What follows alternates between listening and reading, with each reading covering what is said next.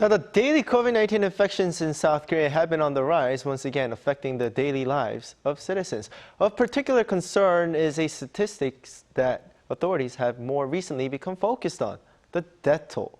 More than 40 people per day have died for the past few weeks, and the country's total death toll from the pandemic surpassed 30,000 just a couple of days ago. Let's dig deeper into this issue by connecting with Dr. David Kwak, Assistant Professor, International Clinic at Chun Hyang University. Good morning, Professor. Good morning. Now, while the number of critical cases seems to be under control, the high death toll is problematic for the country, with around 40 deaths reported daily. What members of the population are most at risk of dying from COVID-19?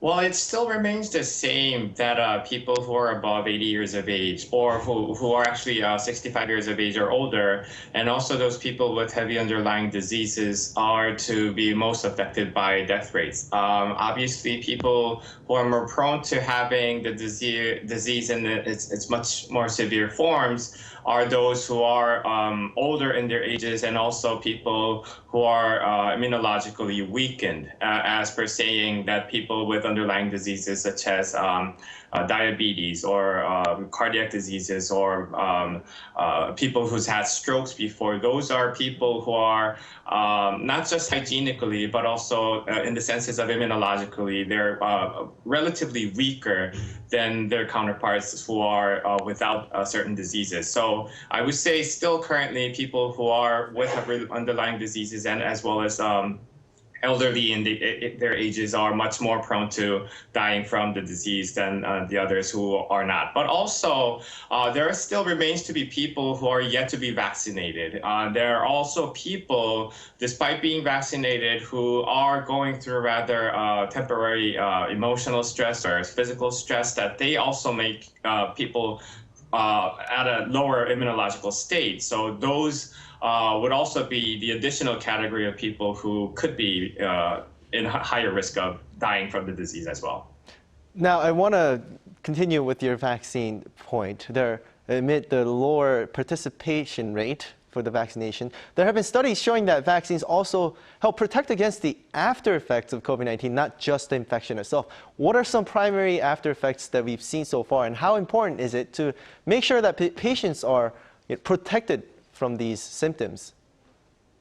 Right. So the after effects of COVID-19 is what we call long COVID. We named it originally because people were seemingly having symptoms that linger much later on after their primary point of infection. So people started having, let's say, certain issues of fatigue, continuing coughing or chest pain, or some people actually having dizziness 2 months, 3 months after their point of infection. And as you mentioned, the vaccines were shown to help reducing the chances of that as well. It sort of logically makes sense in thinking about it scientifically, because the antibodies that we gain from receiving vaccines would not just prevent the infection itself, but it would actually prevent the further spread within our body of the infection to affect certain organs. So if that was to happen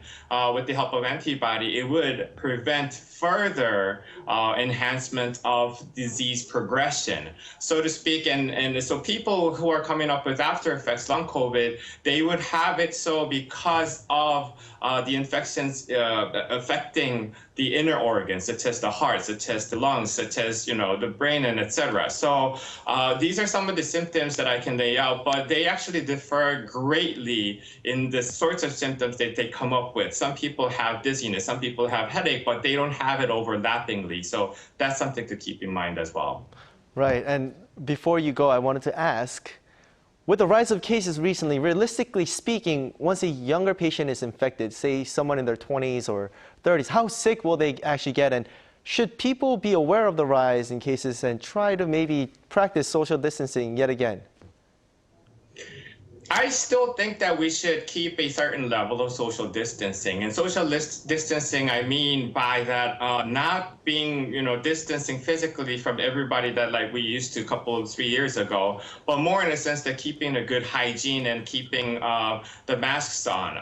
It's not only because of the death toll and the rises in the numbers that we see daily here, but it's more so that people in the 20s and 30s, even when we say they're much less likely to die from the disease or less likely to have the forms of the disease in severe form, COVID-19 is still very bad. Even the younger generations who have it very strongly. People suffer through having 3 to 5 days and nights of high fever, very sore throat, and extensive coughing that still continues to linger on even after the infection. So I would say people in the 20s and 30s, when we talk about this particular disease, even though it's less worrisome for them about the fact that they could die from the disease, we still should keep in mind this is not something we can take lightly because it'll still affect us younger generations very heavily. Right. Well, thank you so much for your